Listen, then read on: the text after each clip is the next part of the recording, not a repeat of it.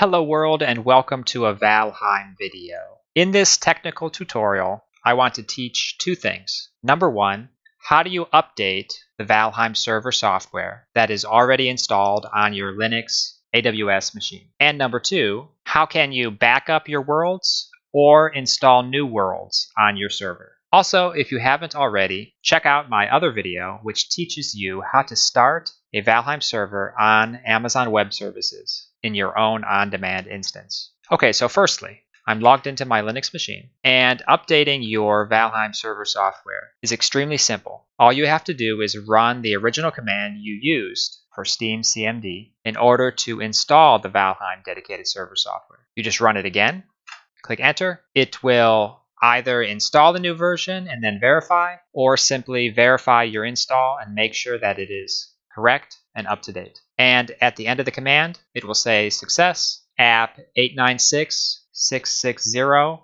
fully installed. And it's as simple as that. Now, do make sure that you were not running your server while you're trying to do this update. Definitely don't do that. Okay, now, number two, how do you either back up your worlds or install new worlds on your Valheim server? Well, on your Linux machine, there's a directory in your user folder. It's located at .config/unity3d/irongate/Valheim.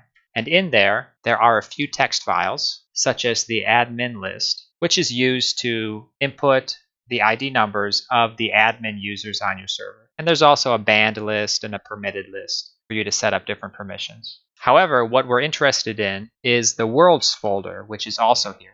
And in there, you'll find a bunch of DB and FWL files. Every world is the combination of one of each of those files. One DB, one FWL. And the .old files are simply older backups of the world files. Now, what you need to know about these files is you could simply set up some script to copy these to another folder on a regular basis, store them in some way so that you can timestamp them, and then you can make as many backups as you want. However, when you restore the backup of a world, for example, definitely make sure that the names of the files remain the original names from when you backed them up. Because if you change the name of your world just by changing the file name, it will not correctly rename the world. Because inside the file, there's a hard-coded name as well, which you'd have to use a different tool to rename your world. So, unless you're doing a special renaming tool on your file, your FWL file, then don't change the file names. You will break the world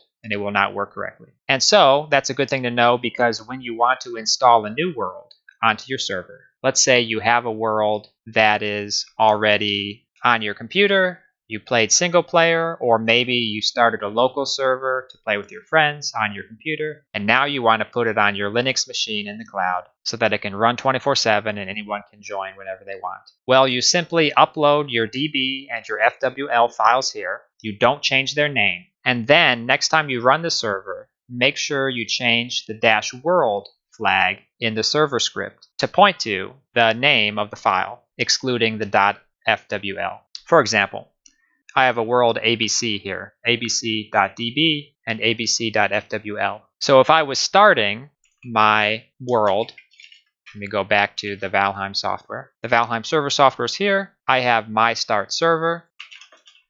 If I had gone in there and I changed the -world name to ABC or to whichever file I want, that's how I would be able to start that world in the server. And every time you start your server, if you just change this flag to the other file name, for example, I have a world called Dystopia, it would load that file instead. And my script is already set to load world ABC, so if I do // and this is my server, my start server.sh file, I run it, then it will load the world ABC and is ready to connect to. So I let it run for simply 15 seconds, and now the Dungeon DB started at the bottom of the log here.